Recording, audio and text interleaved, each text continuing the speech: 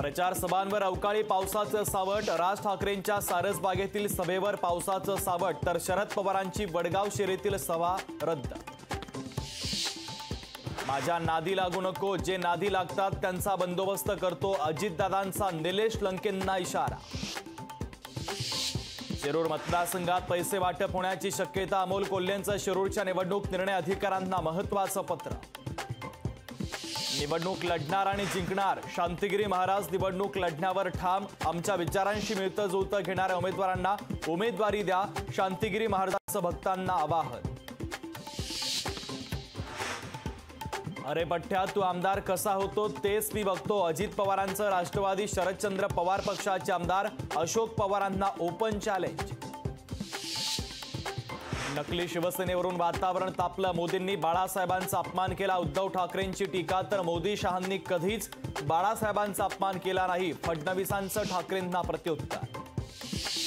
मतदानाच्या टक्केवारीमधील विलंबाबाबत एडीआर संस्थेची सुप्रीम कोर्टात याचिका। मतदानाची टक्केवारी 48 तासात जाहीर करण्याची निवडणूक आयोगाला निर्देश देण्याची याचिकेतून मागणी।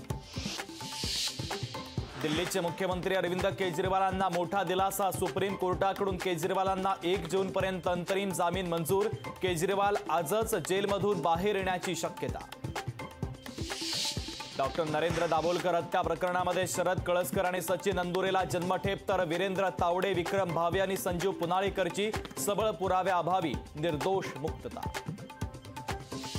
पुणे, सातारा, अहमदनगरमध्ये अवकाळी पावसाची धुवांधार बॅटिंग, तर पश्चिम महाराष्ट्रात वादळी वाऱ्यासह पावसाची शक्यता। अवकाळीमुळे शेती पिकांचं अतोनात नुकसान।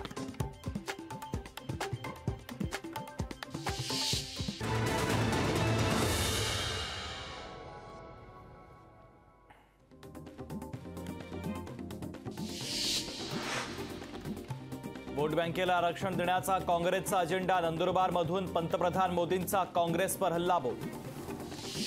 भाजपला यावेळेस सर्वात मोठ्या पराभवाला सामोरं जावं लागेल। काँग्रेस नेते राहुल गांधींची भाजपवर टीका। काही नेत्यांनी मोदींवर वाईट वेळ आणली आहे, त्यामुळे मोदींना निवडणुकीत महाराष्ट्रातच मुक्काम करावा लागतोय। जरांगे पाटलांचा पंतप्रधान मोदींवर थेट हल्लाबोल। खासदार निधी परत गेल्याचे पुरावे द्या। प्रीतम मुंडेंची खासदार निधीवरून विरोधकांवर टीका।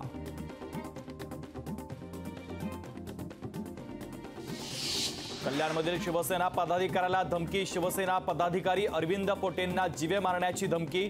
शिवसेना उद्धव बाळासाहेब ठाकरे पक्षाच्या बाळ हरदास यांनी धमकी दिल्याचा आरोप। मुंबई शिक्षक मतदारसंघावर शिवसेना उद्धव बाळासाहेब ठाकरे पक्ष आणि काँग्रेसचा दावा। सध्या समाजवादी गणराज्य पक्षाचे कपिल पाटील मुंबई शिक्षक मतदारसंघाचे आमदार। पुण्यामध्ये रवींद्र धंगेकरांच्या नावानं साड्या वाटप। निवडणूक भरारी पथकाकडून समर्थकावर गुन्हा दाखल। आचारसंहिता उल्लंघन केल्याप्रकरणी गुन्हा दाखल। पंढरपुरात लाच स्वीकारणाऱ्या पोलिसावर लाचलुचपत विभागाची कारवाई। 50,000ची लाच स्वीकारताना रंगेहात अटक।